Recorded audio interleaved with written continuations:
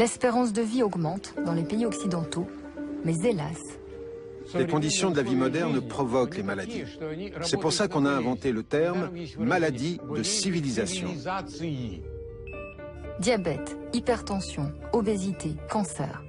Le nombre de maladies explose, celui de la consommation de médicaments aussi. Les effets secondaires de certaines béquilles chimiques défraient régulièrement la chronique. La méfiance s'installe. Si on parle du traitement par médicaments, je peux dire que nous sommes aujourd'hui dans une impasse. Peut-être existe-t-il une autre voie thérapeutique, une méthode ancienne, louée par les religions, longtemps méconnue par la science, le jeûne. Depuis un demi-siècle, en Russie, en Allemagne ou aux États-Unis, des médecins et des biologistes explorent cette piste. Nous voulions savoir si c'était visible en laboratoire, au niveau des hormones. La restriction calorique a un effet. Alors, peut-on augmenter cet effet avec le jeûne? Par quel mécanisme le jeûne agit-il? Pour quelle pathologie est-il efficace? Les résultats sont étonnants, notamment dans le traitement de la maladie du siècle. C'est une nouvelle approche au traitement du cancer. Certains diraient une approche complémentaire. Les résultats de ces travaux ouvrent des perspectives inattendues et dessinent une autre approche de la maladie et du soin.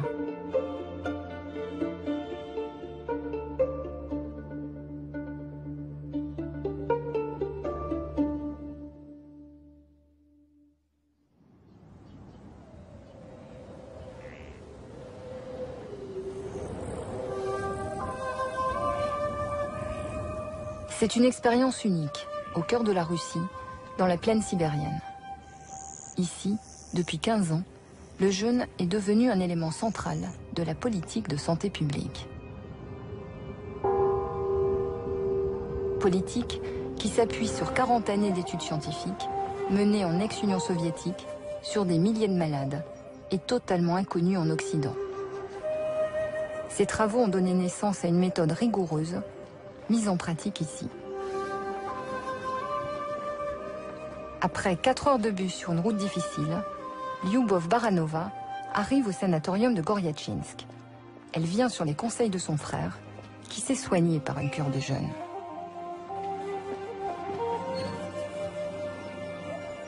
Les rives du lac Baïkal à quelques centaines de mètres, le décor est idyllique. Goryatchinsk est réputé pour sa source d'eau chaude, et depuis 1995 pour son centre de jeûne. Les cures sont remboursées, un bâtiment entier est réservé aux jeûneurs.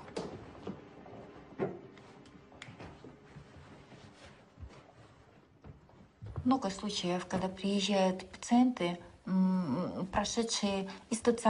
Très souvent, on reçoit des gens qui ont été hospitalisés, qui ont fait les meilleurs examens cliniques et rien ne les a aidés. Le jeûne est une méthode universelle qui peut être efficace contre plusieurs maladies. C'est pour ça que les gens reviennent souvent et règlent leurs problèmes chez nous. Première étape du traitement, rassurer les nouveaux venus.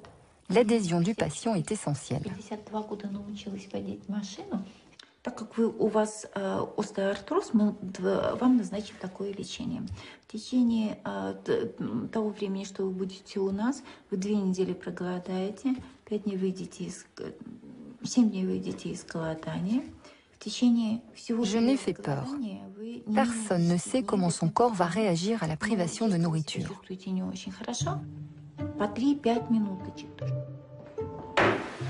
Le traitement est d'une simplicité biblique. Boire de l'eau, et puis de l'eau pendant 12 jours en moyenne. Rien d'autre n'est ingurgité. Certains jeûnes peuvent durer 3 semaines selon la gravité et l'ancienneté de la maladie. Pour les affections chroniques, la prise de médicaments est interrompue en 2 ou 3 jours. Les patients sont donc placés sous surveillance médicale. Ce point est essentiel. Pas question de se lancer seul dans l'aventure du jeûne. L'accompagnement d'un professionnel formé à cette pratique est fondamental.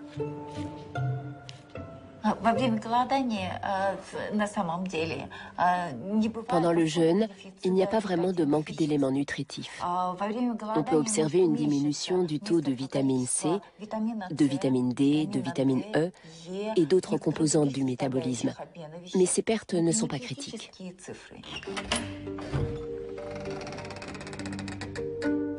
En 15 ans, 10 000 patients ont suivi ici une cure de jeûne. Leurs dossiers médicaux sont conservés dans ces archives. Les malades sont venus soigner des problèmes de diabète, d'asthme, d'hypertension, de rhumatisme, d'allergie. Près de 2 tiers d'entre eux ont vu leurs symptômes disparaître après une ou plusieurs cures de jeûne. Tous le disent, le plus difficile n'est pas de se priver de nourriture. La sensation de faim disparaît au bout de 2 ou 3 jours. Le passage délicat, c'est ce que l'on appelle ici la crise d'acidose. Olia n'a rien mangé depuis 5 jours. Elle vient de traverser cette crise qui se traduit parfois par une sensation de faiblesse, des nausées ou des migraines.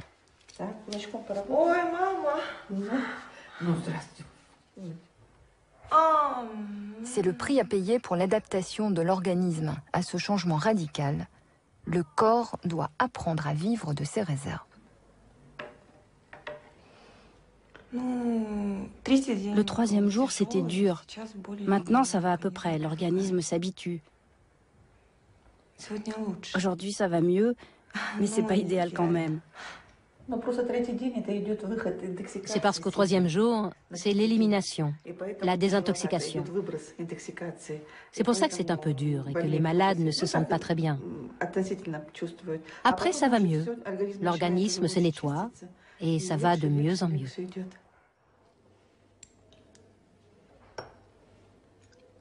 Selon les médecins russes, l'arrivée de cette crise marque une étape essentielle dans le processus de guérison.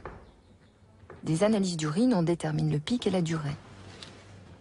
En changeant son mode de nutrition, le taux d'acidité dans le sang augmente. Pendant la crise, toutes les maladies s'aggravent.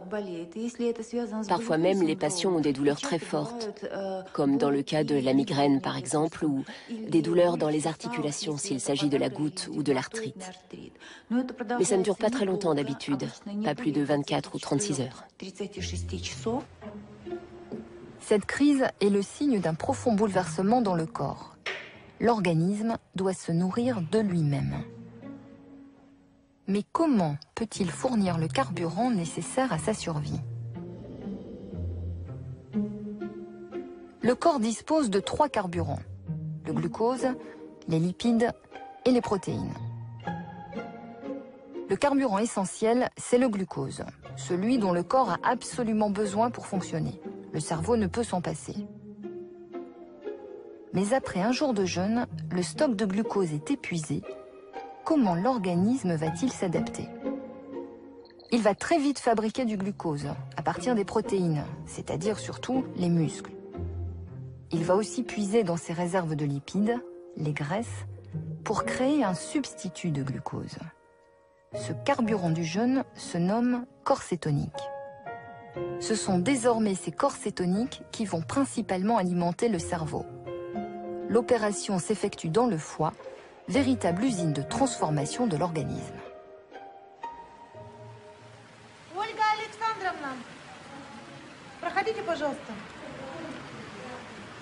Après la crise, le corps trouve donc un nouvel équilibre.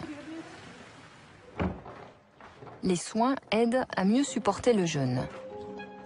Lavements intestinaux, enveloppement, sauna, massage. Les médecins russes conseillent 2 à 3 heures d'exercice physique quotidien. Tout converge vers un même objectif, stimuler les organes d'élimination. Les reins, les intestins, le foie, les poumons, la peau sont sollicités. Il faut permettre au corps d'éliminer les déchets du métabolisme.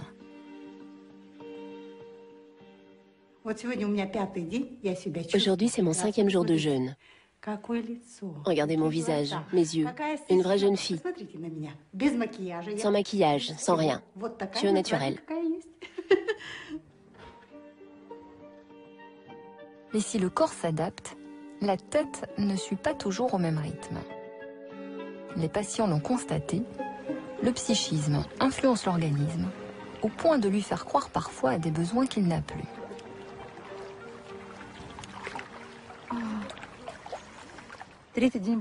Le troisième jour a été le plus pénible. C'est pas l'estomac qui réclame à manger, c'est la tête. C'est ça qui est difficile. Dans la tête, tu vois des chips, du coca, de la viande, plein de viande. Lorsque cette faim psychique disparaît, les sens s'aiguisent et une certaine euphorie s'installe.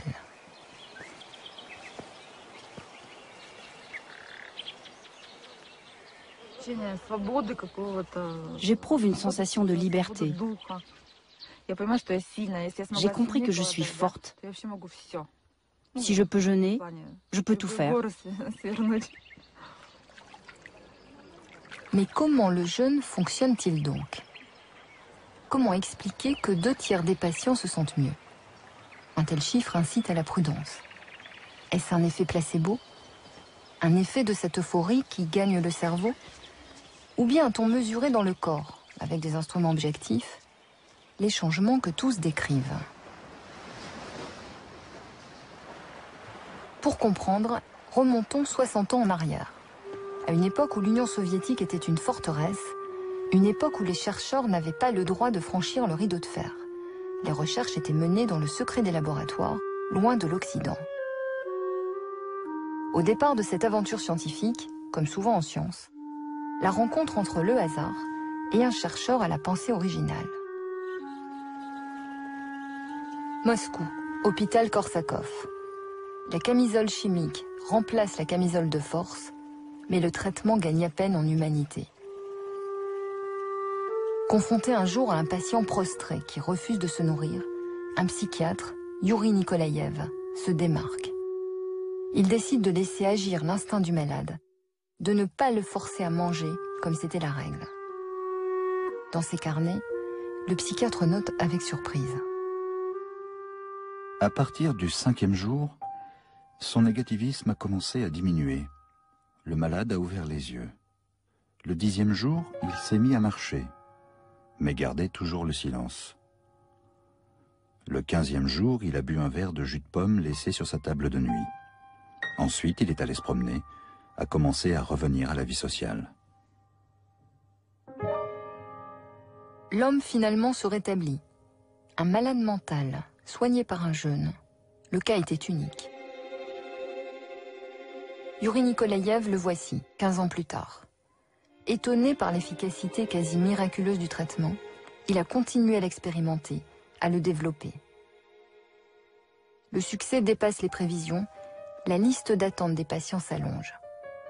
Nikolaïev traite des schizophrénies, des dépressions, des phobies, des syndromes obsessionnels, pour une durée moyenne du jeûne de 25 à 30 jours, parfois même 40.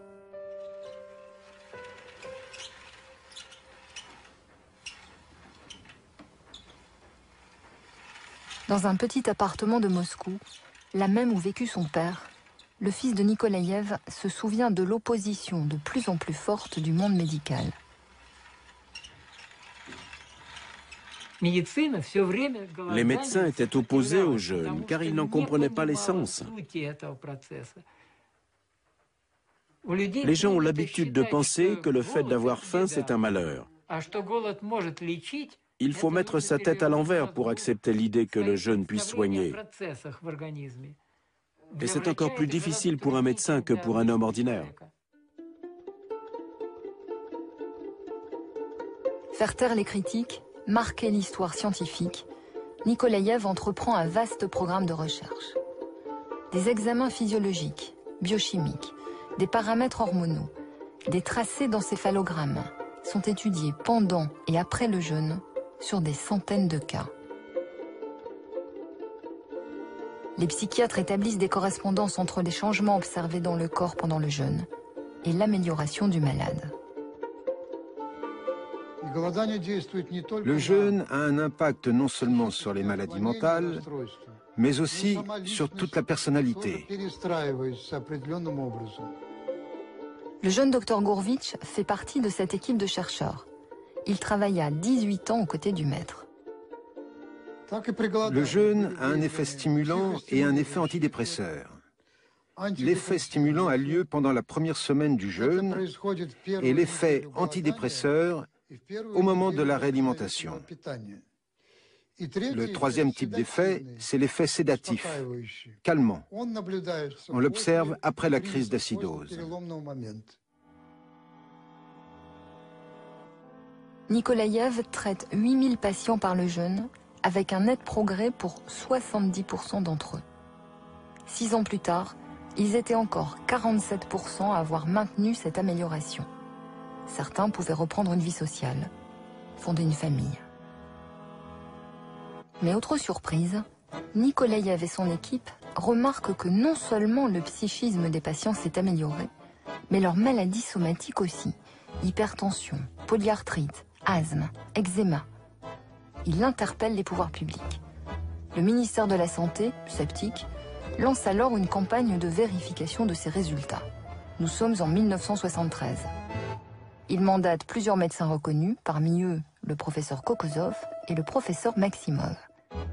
Tous deux sont médecins militaires, ils obéissent. Un ordre est un ordre. Jusque-là, je ne connaissais rien au jeûne. Donc, j'avais deux objectifs. Vérifier si la méthode marchait et expliquer pourquoi. Il a fallu étudier la sécrétion de l'estomac, du foie, du pancréas, de l'intestin, le paysage bactérien, le statut de l'immunité, l'échange des minéraux et des vitamines. Les travaux se multiplient avec des milliers de patients. Les chercheurs confirment les résultats de Nikolaïev. Ils établissent des listes précises d'indications et de contre-indications au traitement par le jeûne. Indications: pathologie des bronches, pathologie cardiovasculaire, pathologie de l'estomac, de l'intestin, pathologie endocrinienne, pathologie digestive, pathologie articulaire, osseuse, pathologie de la peau. Contre-indications: cancer, tuberculose, diabète de type 1, hépatite chronique, thrombophlébite, anorexie. Mais comment expliquer l'effet du jeûne? Le jeûne provoque un état de stress, ce qui relance chez nous les mécanismes de sanogénèse, d'autorégulation, qui restent d'habitude passifs à cause de notre mode de vie. Le stress serait donc le point central. Le stress, c'est une réaction d'adaptation à un changement de l'environnement. Ici, la privation de nourriture. Confronté à cette privation de nourriture, l'organisme déclenche l'alerte, ce qui provoque un bouleversement hormonal et neuro-endocrinien. Des hormones mobilisent les réserves du corps. Certaines ont aussi un effet anti-inflammatoire. Pour les médecins russes, ce sont ces mécanismes d'autorégulation qui induisent les effets thérapeutiques. Ainsi, de nombreux paramètres sanguins s'améliorent. Glycémie, cholestérol, triglycérides, taux d'insuline. Parallèlement, la dépense d'énergie de l'organisme diminue peu à peu. Respiration, rythme cardiaque, pression artérielle, tout s'abaisse et se ralentit. Le système digestif est également mis au repos. Le jeûne aurait donc la capacité de stimuler les forces curatives de l'organisme. Mais comment mesurer cette capacité? Le professeur Osinine est spécialiste de l'asthme bronchique. Élève de Kokosov, le pneumologue a fait jeûner près de 10 000 patients asthmatiques. 40 ans de pratique, pas un seul accident, nous confie-t-il. Parmi les études qu'il a menées, Osinine pointe l'évolution des cellules de la muqueuse du poumon. Ces cellules noires révèlent la présence d'histamine. C'est elle qui provoque une hypersécrétion et donc des spasmes bronchiques. Après 12 jours de jeûne, il n'y a plus d'histamine, les cellules se sont remplies de lipides, les spasmes ont disparu. Ces données sont uniques, car la question n'a jamais été posée de cette manière, et dont il n'existe pas d'équivalent au monde. On a étudié à la fois les changements généraux dans tout le corps et les changements locaux, et on a vu disparaître les matières qui provoquent les œdèmes et les inflammations. L'asthme bronchique est une maladie chronique. Elle ne peut, selon la médecine officielle, être guérie, juste être contenue. De nombreux patients sont condamnés aux inhalateurs ou aux traitements qui soulagent provisoirement leur état. Les travaux d'Osinine montrent qu'on peut échapper à cette fatalité. Le pneumologue a analysé les effets à long terme. L'étude porte sur près de 1000 patients. Après 7 ans, l'amélioration perdure pour 50% des malades, ceux qui ont adopté après le jeûne de bonnes habitudes alimentaires. Plusieurs cures ont parfois été nécessaires. 10 à 15% sont totalement guéris. Des 4 coins de l'Union soviétique, les données expérimentales se sont accumulées avec une ambition, inscrire le jeûne dans une politique de santé publique. L'Académie des sciences a validé les résultats et les a rassemblés dans d'imposants recueils, jamais traduits. Malgré l'ampleur de ces travaux, sans équivalent au monde, la richesse des descriptions cliniques et le nombre de maladies étudiées, il reste quelques zones d'ombre. Oui, les résultats de laboratoire montrent que ça marche. Mais pourquoi? Comment se mettent en route les mécanismes qu'on appelle sanogénèse? Jusqu'à présent, je ne peux pas répondre à la question « c'est quoi la sanogénèse ?»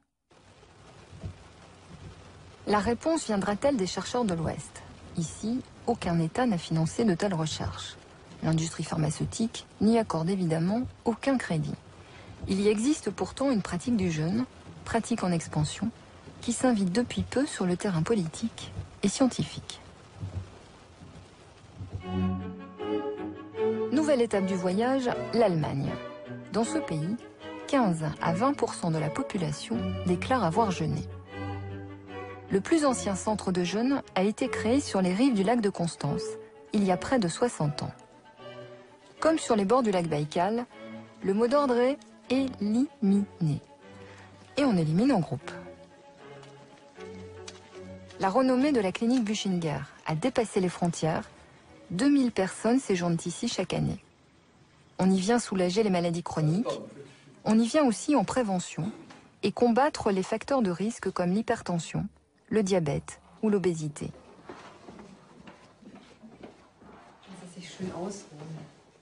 D'habitude, Jürgen Ball porte un costume cravate. D'habitude, personne ne lui pose une bouillotte sur le foie. D'habitude, il travaille dans une tour de verre à Zurich. Je suis banquier et j'ai dû voyager en Union soviétique et dans les pays de l'Est. Et si vous voulez faire des affaires là-bas, vous devez boire de la vodka et manger de la nourriture grasse. Ça s'est accumulé au fil des ans. Mon foie avait grossi de 7 cm et j'avais de très mauvais résultats sanguins.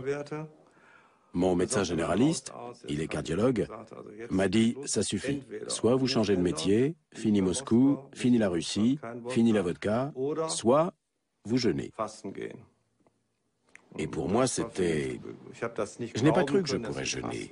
Ça me paraissait impossible de ne rien manger pendant 3 semaines, toute la journée affamé, sans un verre de vin. Je suis gourmet, je ne peux pas. Dès la première cure, le foie de M. Ball retrouva une taille correcte. Ses analyses sanguines rentrèrent dans la norme. Depuis, il surveille son alimentation et revient chaque année à Überlingen. Jeûner, c'est un peu remettre les compteurs à zéro. Non, ce ne sont pas les traditionnels verres d'eau. Petite entorse à la rigueur du jeûne, soupe légère ou jus de fruits sont servis 2 fois par jour. Ces 250 calories journalières adoucissent la crise d'acidose et rendent les premiers jours plus faciles. C'est un peu la particularité de la méthode mise au point par Otto Buchinger, celui-là même qui a créé le centre.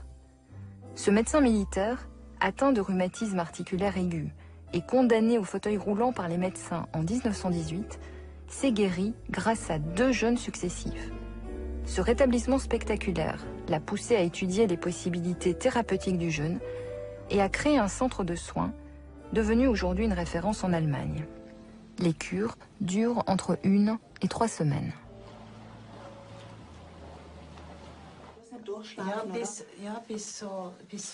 Pauline Valiquet vient pour la 2e fois à la clinique Buchinger cette année. Cette interprète, qui vit en Suisse, souffre de graves rhumatismes. Elle a décidé de jeûner 12 jours. Si j'ai cru ne plus pouvoir bouger, oui, l'année dernière. Vraiment, j'ai eu un moment de désespoir où je me suis dit, mais je suis encore beaucoup trop jeune pour être grabataire. Mais que va être ma vie, d'autant plus que je vis seule.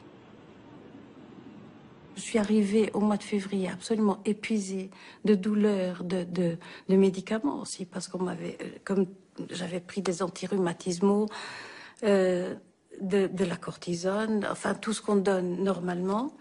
Et j'étais épuisée par tout ça et je me sentais vraiment épuisée. Et ce jeûne, contrairement à ce qu'on pourrait penser, au lieu de m'épuiser encore plus, eh bien, j'ai eu l'impression qu'en me purifiant tout à fait, mon corps a retrouvé le ressort nécessaire pour rebondir. Et bien sûr, je ne suis pas ressortie ici sur la pointe des pieds et en gambadant, non. Mais j'ai senti qu'à partir de ce moment-là, mon corps avait retrouvé sa capacité de se guérir, quoi. Et je pensais vraiment que je serais abonnée aux médicaments. Ben, je ne le suis pas. Je les ai arrêtés.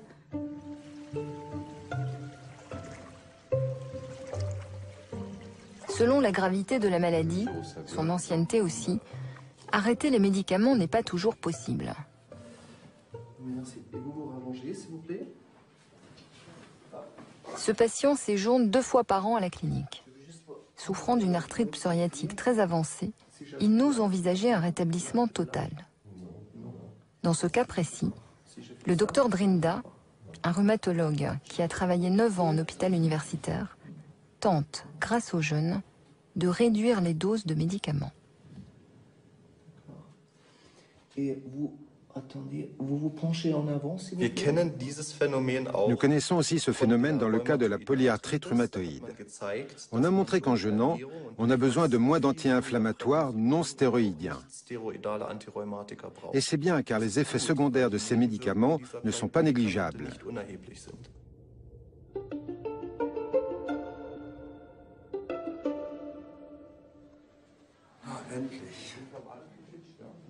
Monsieur Ball va rompre le jeûne ce soir. Moment crucial, manger n'importe quoi et en quantité compromettrait toute la réussite du traitement et pourrait même se révéler très dangereux. Le corps doit se réhabituer lentement à la nourriture. La période de réalimentation est donc très encadrée, aussi bien en Allemagne qu'en Russie.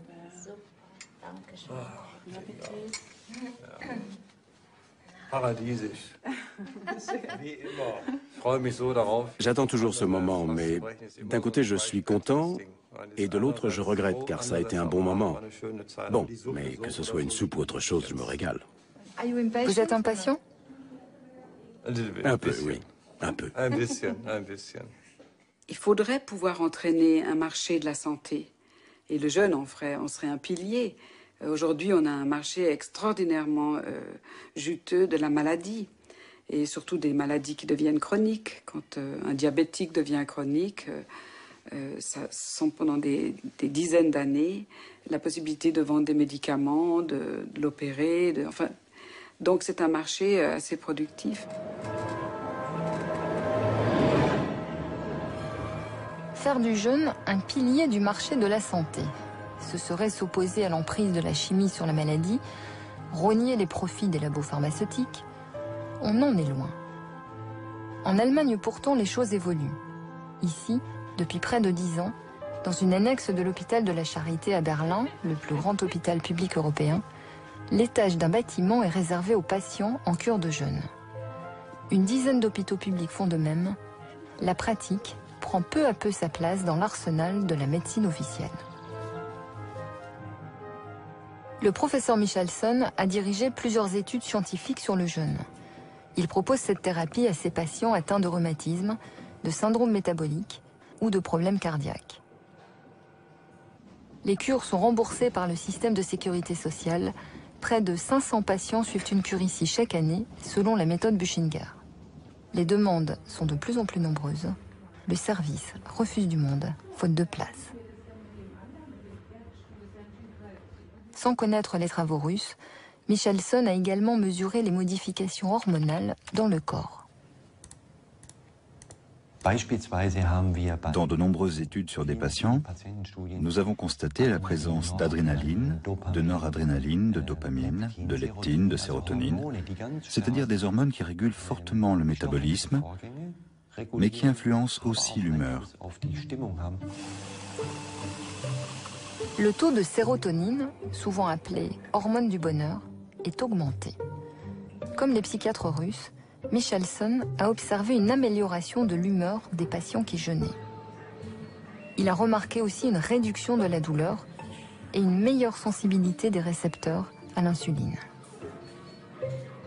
Il a également constaté que les jeûneurs se montraient davantage prêts à adopter après le jeûne une vie plus saine et donc propices à un maintien en bonne santé. Si j'avais fait des études sur un nouveau médicament, et si j'avais obtenu ces résultats, je recevrais à coup sûr chaque jour un appel avec des propositions, des aides financières, de l'argent pour la recherche.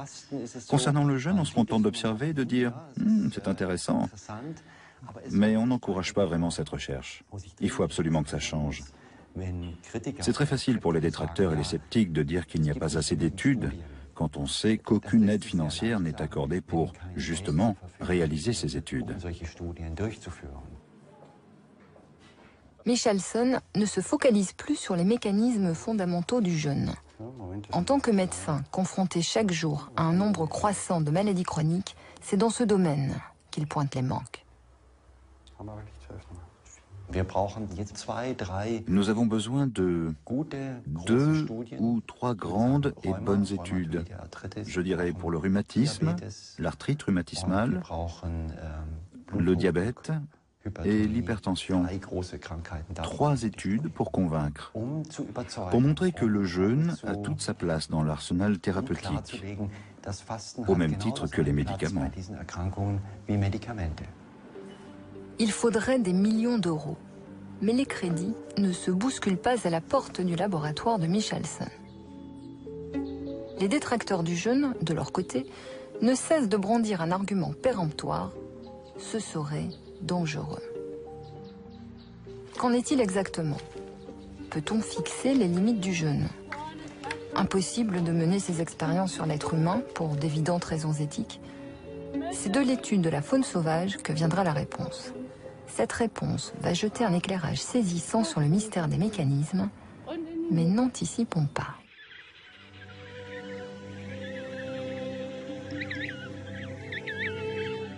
Il existe, sur les terres glacées du continent antarctique, un drôle d'oiseau qui fascine les chercheurs depuis plusieurs décennies.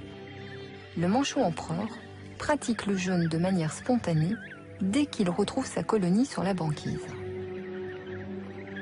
Quand il couve son œuf, en attendant le retour de la femelle, le mâle est capable de se passer de nourriture pendant environ 4 mois. Faculté extraordinaire qui a toujours étonné Yvon Le Mao. Très tôt, le chercheur s'est posé la question. Est-ce que le manchot empereur n'est pas un jeûneur professionnel qui a des mécanismes que l'homme n'a pas ou que des autres animaux n'ont pas?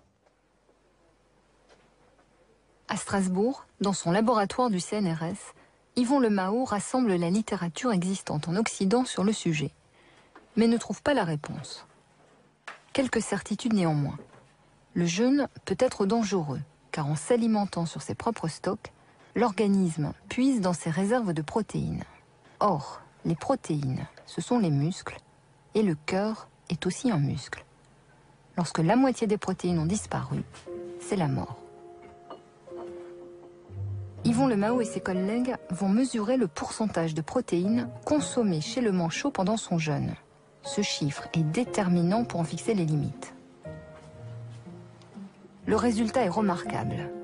Pendant la plus grande partie du jeûne, les protéines fournissent chaque jour seulement 4% de la dépense énergétique.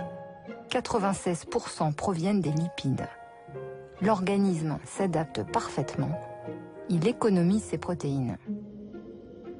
On peut donc diviser le jeûne en 3 étapes. Souvenez-vous, le corps épuise en 24 heures sa réserve de glucose, puis il en fabrique à partir des réserves protéiques. Débute alors une deuxième phase, pendant laquelle il va économiser ses protéines et utiliser en priorité les lipides. Cette phase peut durer très longtemps selon les réserves de graisse disponibles. Chez le manchot, elle peut atteindre les 100 jours sans problème. Mais les réserves s'épuisent petit à petit. Quand 80% du stock de graisse a disparu, les protéines ne sont plus économisées. L'animal entre en phase 3. Il doit se réalimenter avant qu'il ne soit trop tard.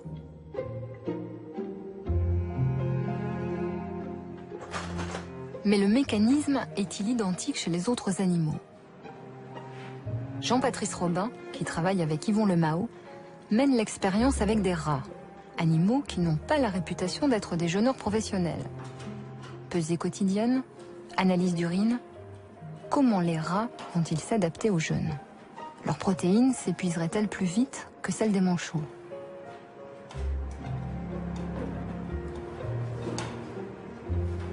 Surprise, les résultats sont comparables. Pendant la phase 2, le rat économise ses protéines de la même manière que ne le fait le manchot. Il n'y a donc pas de différence. Un des mécanismes fondamentaux du jeûne, qui permet de survivre longtemps à la privation de nourriture, est un mécanisme commun. Cette observation ouvre une perspective inattendue, aux conséquences immenses. Et si le mécanisme est commun, c'est que ce mécanisme, il a existé dès qu'il y a eu des animaux sur Terre. Et l'homme, on voit qu'il a les mêmes capacités. Donc le jeûne, au lieu d'être quelque chose de dangereux, c'est une adaptation qui a existé dès les premiers temps de la vie sur Terre et qui, du moins dans les limites que nous avons définies, ne présente aucun danger. La capacité à jeûner serait donc un mécanisme d'adaptation modelé par l'histoire de l'évolution. Du manchot à l'homme, il n'y a qu'un pas. Des travaux scientifiques ont montré qu'un adulte d'1,70 m, pesant 70 kg, possède environ 15 kg de réserve de graisse. De quoi tenir, s'il est en bonne santé, une quarantaine de jours. Du point de vue de l'évolution, il est probable que la survie s'accompagnait de périodes de jeûne. La situation que nous avons aujourd'hui, repas réguliers, frigo rempli, n'est historiquement pas normale. Ainsi, il n'est pas étonnant que le corps rencontre des difficultés lorsqu'il ne jeûne pas, quand il mange sans cesse. Notre patrimoine génétique semble être moins adapté à cette situation qu'au jeûne.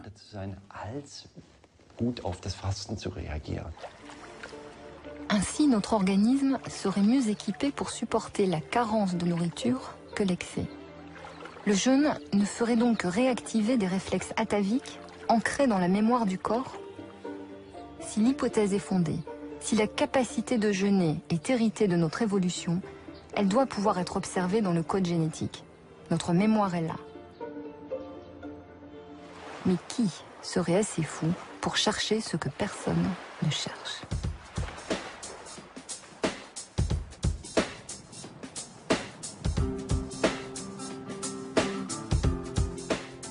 Walter Longo est un jeune chercheur italien qui travaille dans un laboratoire de l'USC, l'Université de Californie, à Los Angeles.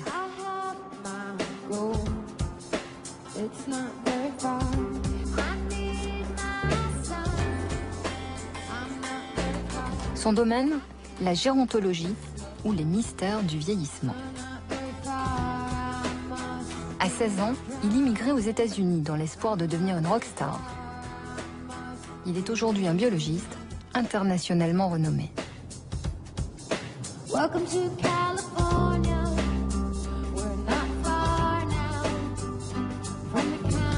Comme Comme tous les gérontologues, Walter Longo a un but. Retarder les maladies chroniques qui apparaissent avec l'âge, repousser Alzheimer, juguler le cancer, bref, ralentir les effets du vieillissement.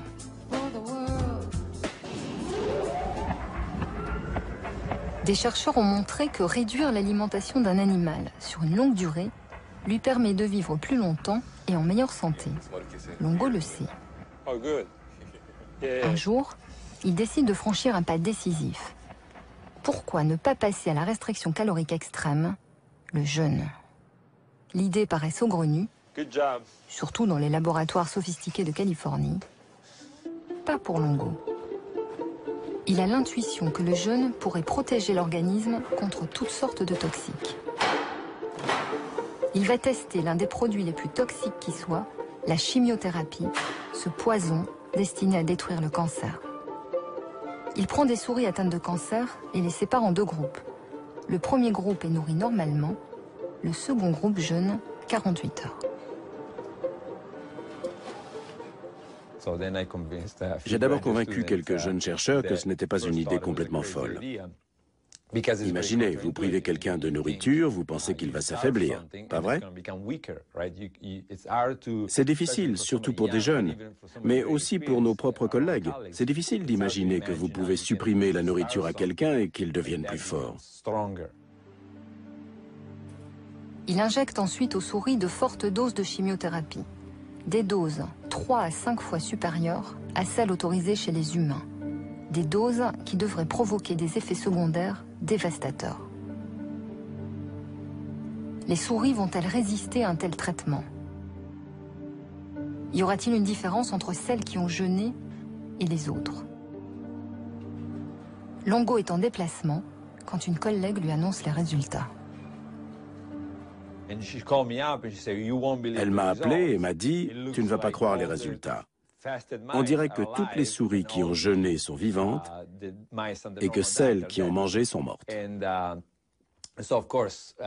Évidemment, j'étais très heureux du résultat. C'était même mieux que je ne l'espérais. Et j'ai demandé qu'on répète l'expérience dans 2 labos différents et les résultats ont été exactement les mêmes. This is a video showing the behavior of the 2 groups treated with temozolomide. Sur ces images filmées par le laboratoire, les différences entre les 2 groupes de souris sont flagrantes. D'un côté, celles qui ont jeûné ont l'air en parfaite santé. Elles bougent normalement, leur poil est lisse, les tissus ne sont pas endommagés, les fonctions cognitives semblent intactes. Voici à droite les souris qui ont mangé normalement. Au final, 35% seulement ont survécu. Mal en point, elles restent terrées dans leur cage. Des examens approfondis ont montré que leur cœur, leur cerveau aussi étaient touchés. La nouvelle fait l'effet d'une bombe. À peine est-elle publiée dans une revue scientifique que la presse s'en empare.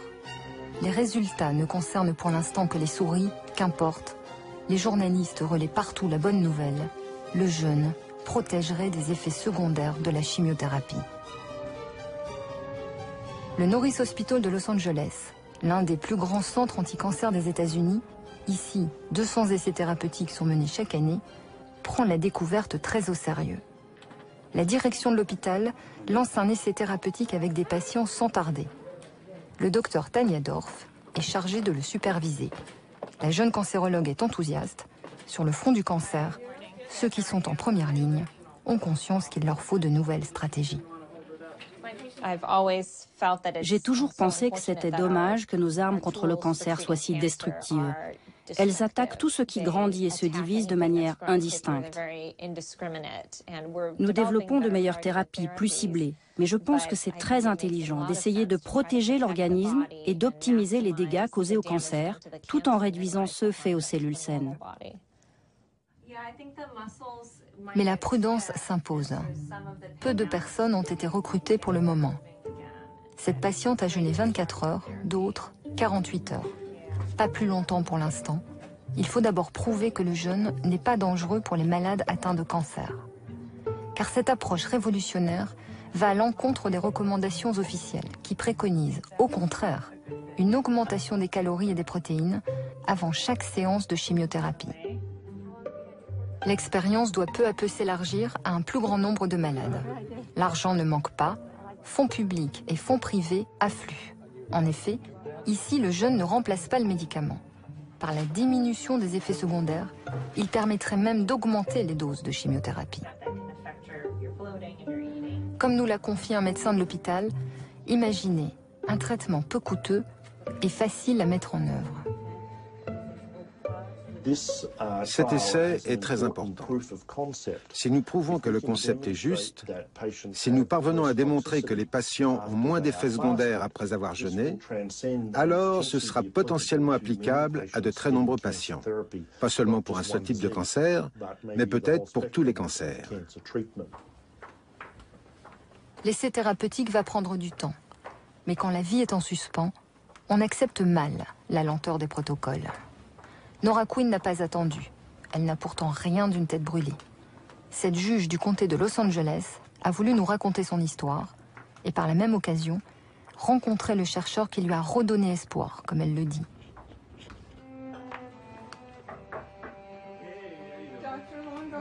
C'est en lisant un article du Los Angeles Times qui décrivait les travaux de Longo que Nora Quinn a pris sa décision. On venait de lui diagnostiquer un cancer du sein.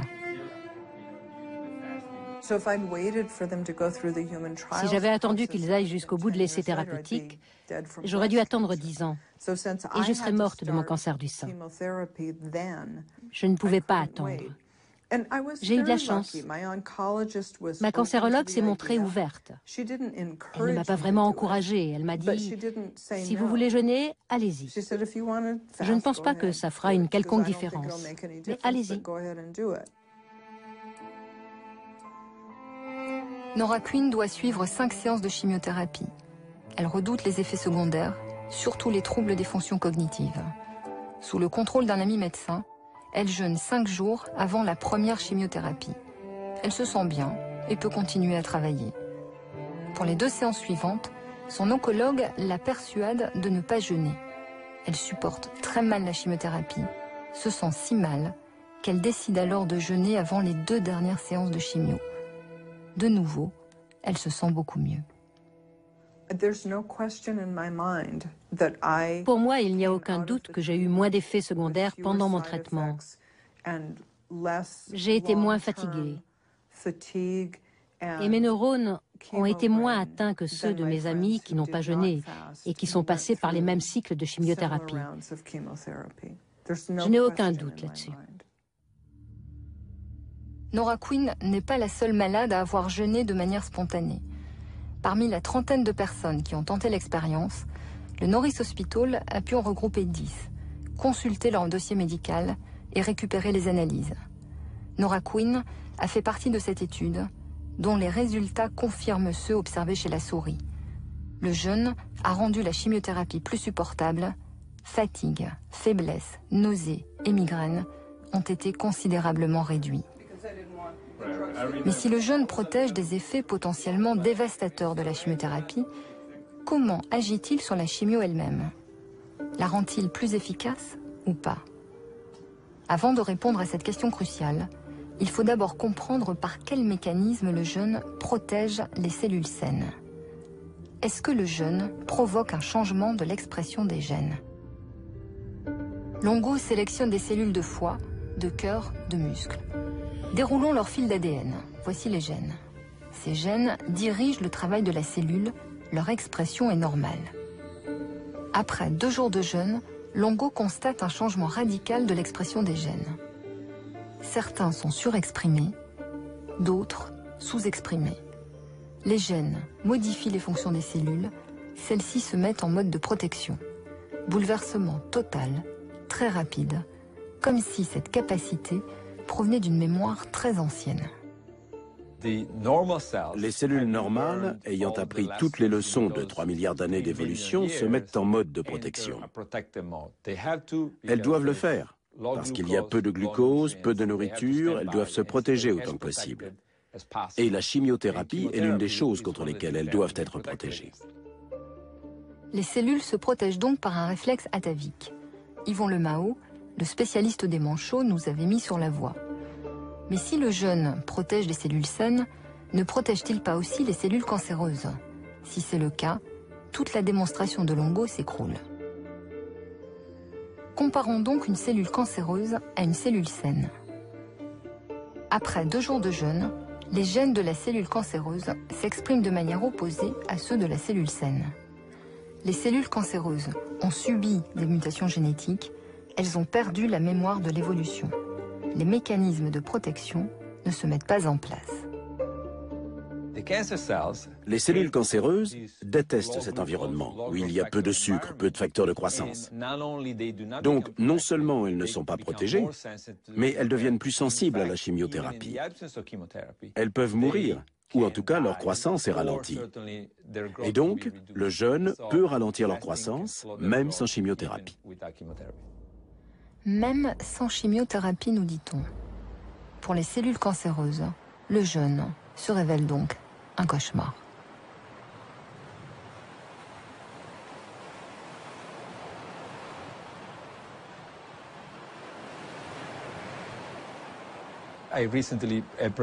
J'ai récemment fait une présentation devant l'une des plus importantes compagnies pharmaceutiques du monde et j'ai mis au défi les dirigeants de l'entreprise de mettre au point un cocktail de médicaments, pas un simple médicament, mais un cocktail de médicaments dont les effets seraient plus puissants que ceux du jeûne.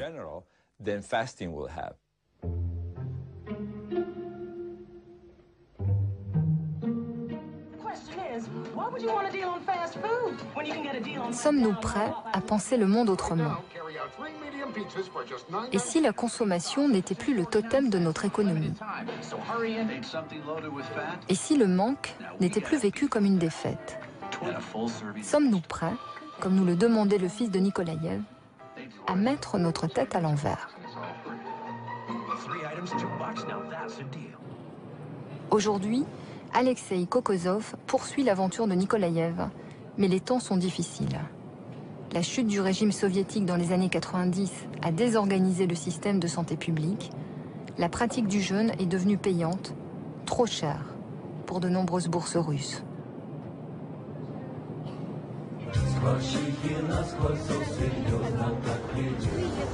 Il reste ce coin de terre, à des heures d'avion de toute métropole, où l'État lui-même encourage et développe la pratique du jeûne. En route pour le sanatorium de Goryatchinsk, qui fête ses 200 ans, Kokozov retrouve son ancien élève, le docteur Bataïeva. Kokozov a formé plus d'une centaine de médecins en Sibérie. Faut-il s'en étonner? Ici, les ressources sont limitées, l'équilibre écologique fragile. Économiser est une nécessité. Jeûner ne passe donc pas pour une folie, ni pour une punition. L'abstinence est fêtée comme il se doit. Médecin lui-même, défenseur enthousiaste du jeûne, le ministre de la Santé est venu apporter un soutien zélé à la pratique. Ждите моей команды. Курорту Горячинск 3-4. Ура! Ура! Ура! РДТ 15 лет. 3-4. Ура! Ура! Ура! С праздником! Утро завтрашнего дня восстанет первым мания. Чисто счастье завтрашнего дня.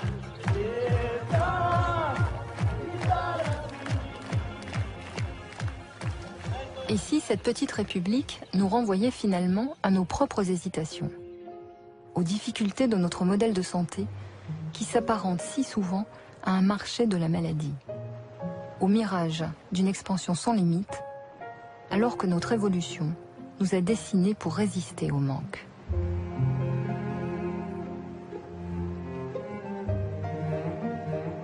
Et pour plus d'informations sur le jeûne, consultez notre site arte.tv.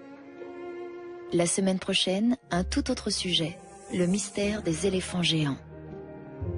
Quant à ce soir, nous continuons avec un documentaire sur la circoncision.